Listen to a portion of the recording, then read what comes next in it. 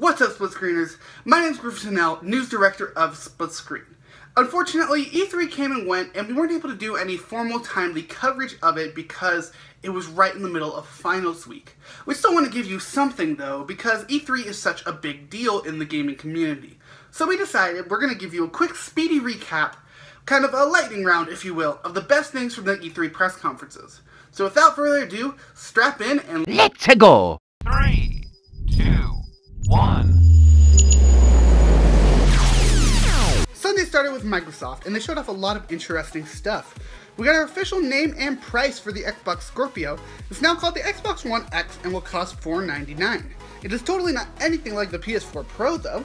It's more powerful than the previous Xbox One, it runs things in 4K, and actually this is the exact equivalent to the PS4 Pro. We gotta look at Forza 7, and for some reason Microsoft debuted a car during their event? Good for them, I guess.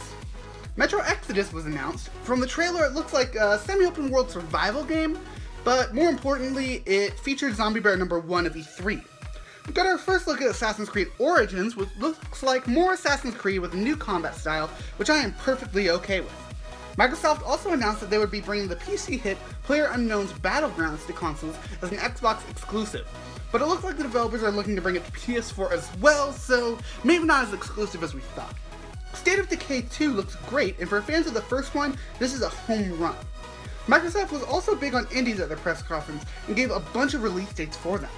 Tacoma will be coming August 2nd, Cuphead will finally be released September 29th, we will be getting a Life is Strange prequel, with the first episode releasing August 31st. Ori and the Will of the Wisps was also announced, and I'm already crying at the trailer. Finally, we gotta look at BioWare's new game Anthem. It's a third-person, multiplayer game that frankly reminds me of Xenoblade Chronicles X mixed with a little bit of Destiny. Let's do this.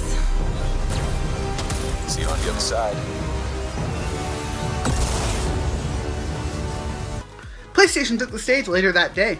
Not much new stuff was announced, but we got a lot of info about previously announced games. The showcase started off with a reminder that Uncharted The Lost Legacy is coming soon, and it's its own game, and it looks amazing! It's more Uncharted. What more could you ask for?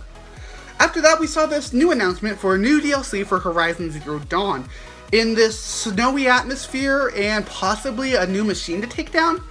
Either way, I can't wait for that. We then saw new gameplay for Days Gone, this zombie game being created by Sony Bend. It looks awesome and uses zombies in a new, unique way. It uses them as both an enemy and an obstacle to take out other enemies in the game. It also features Zombie Bear number 2 of E3, so it gets props in that. Shadow of the Colossus is getting another remake with modern controls and graphics. As long as there's no Burdog and no 15-year release wait, I'm pretty good. PlayStation VR had a large showing, giving us 5 cool new games and a Final Fantasy 15 fishing game. Anyways, we got to see Skyrim VR, which looks good. It's literally just Skyrim in VR, much like Fallout. And we got to see this game Moss, which is this game about this storybook mouse character that I really want to see more about. Detroit Become Human still looks great, and I really just want them to release the game. The same goes for God of War, but there is this interesting Norse versus Greek outsider thing that they're doing with it that I really just want to see. Finally, Spider-Man looks amazing with stealth, fluid action, awesome web swinging, and of course, the new villain, Mr. Negative. Not to mention the internet once again went crazy when Miles Morales popped up at the end of the trailer. Most of the stuff at E3 was announced for 2018, but if rumors are true, these 2018 releases are all in the first half of the year. Finally, we have Nintendo. Somehow in 24 minutes, Nintendo won E3. The rest of 2017 is going to be covered by ARMS, Splatoon 2, the recently announced Super NES Classic, and the highly anticipated Mario Odyssey that releases October 27th. New worlds to discover, a sandboxy world, an awesome jazz soundtrack, different costumes, and wait a second. Mario isn't a human? But he can possess humans. And moving on, Nintendo is bringing us some of its big guns for the Switch, and we'll be getting a new mainline Kirby game, as well as a new mainline Yoshi game in 2018.